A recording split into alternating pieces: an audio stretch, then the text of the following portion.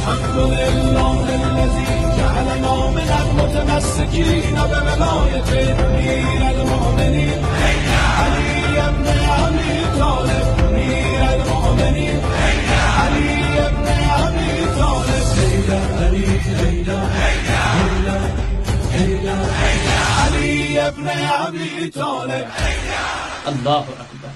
تو ناظرین محترم، آپ ایک لمحے کے لیے سوچیں، دیکھیں کہ امام ایک یہودی کو چل کر اس کے گھر معاف کرنے گئے ہوئے ہیں، اور جہاں پر ہم دیکھیں ہم کیا کرتے ہیں، ہماری قطع رحمی دیکھیں، ہم اپنے سگے بھائی کے ساتھ تعلق توڑ دیتے ہیں، اپنی بہن کے ساتھ تعلق توڑ دیتے ہیں، اپنے رشتہ داروں کے ساتھ قطع رحمی کرتے ہیں، ان کے ساتھ ملنا جولنا نہیں ہے. کسی بھی بات سے ہم خفا ہو گئے تو ہم یہی کہتے ہیں کہ میں اس کے پاس کیوں جاؤں، اس نے میری بے عزتی کر دی، اس نے مجھ سے یہ کر دیا، فلاں کر دیا.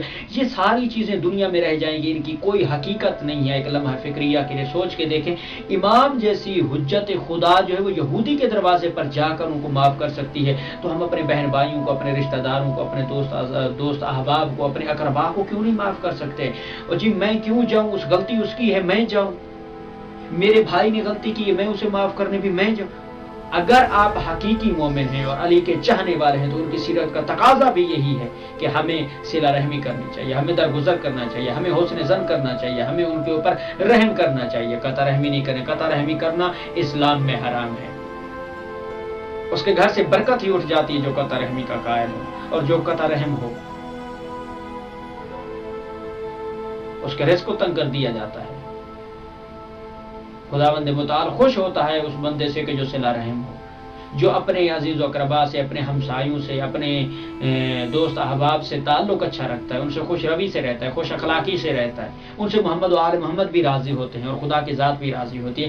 آپ اسی نقطے کو میرے خیال میں قیامت کی جو ہے وہ قیامت تک کے لیے اس نقطے کی قیمت کو ادا کرے نہیں کر سکتے. امام کے اخلاق کا اتنا عظیم جملہ کہ یہودی کو جا کر اس کے دروازے کے اوپر معاف کرنا، یہ ہم اپنے عمل سے دیکھ لیں کہ ہمارے لیے کتنا کٹھن ہوتا ہے. یہ چیز ایک ہمارے لیے سبق آموز ہے.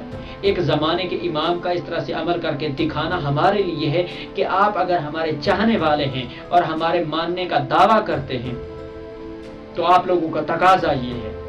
آپ لوگوں کو بتاتا ہوں، اسی آخری فرمان کے ساتھ سرکار امام موسیٰ کاظم علیہ السلام کے پاس ایک شخص آیا، سوال کرتا ہے، سرکار یہ بتائیے کہ میں جب بھی جس محفل میں، جس جگہ، جس مقام پر آتا ہوں آپ کہتے ہیں ہمارا شیعہ، میرا شیعہ، ہمارا شیعہ، میرا شیعہ. سرکار اس میرے شیعہ اور ہمارے شیعہ سے مراد کیا ہے؟ سرکار فرماتے ہیں اگر سننا چاہتے ہو تو میرا شیعہ، ہمارا شیعہ سے مراد یہ ہے کہ اس کی زندگی میں کبھی نماز شب قضا نہ ہوئی ہو، وہ ہے امام موسیٰ کاظم علیہ السلام کا شیعہ.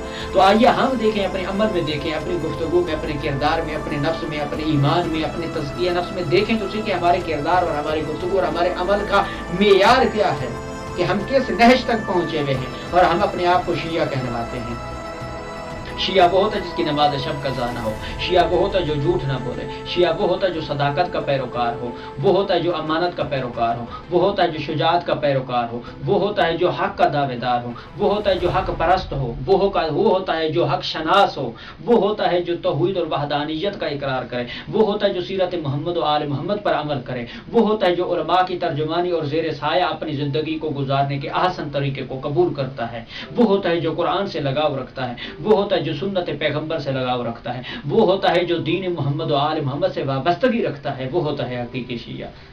صرف گفتگو سے، لفاظی سے، میرے کہنے سے، آپ کے کہنے سے نہیں ہوتا ہے، بلکہ عمل چاہیے.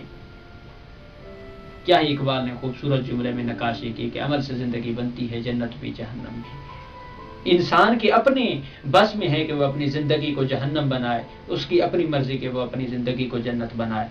لیکن ہم شیعہ اور شیعیان علی کی سیرت جو ہے وہ تقاضا یہی کرتی ہے کہ اگر ہم علی کے شیعہ ہیں تو ہمارا اخلاق بھی اعلیٰ ہونا چاہیے، ہماری گفتگو بھی، ہمارا ایمان بھی، ہمارا نفس بھی، ہماری پاکیزگی اس لیول پر ہونی چاہیے کہ جو سیرت محمد و آل محمد ہم سے تقاضا کرتی ہے. تب ہم جا کے علی کے شیعہ بن سکتے ہیں، ہم علی کے محب بن سکتے ہیں، اور وہ ہماری شفاعت بھی کریں گے اور جنت کے صحیح حقدار بھی ہم بن سکتے ہیں.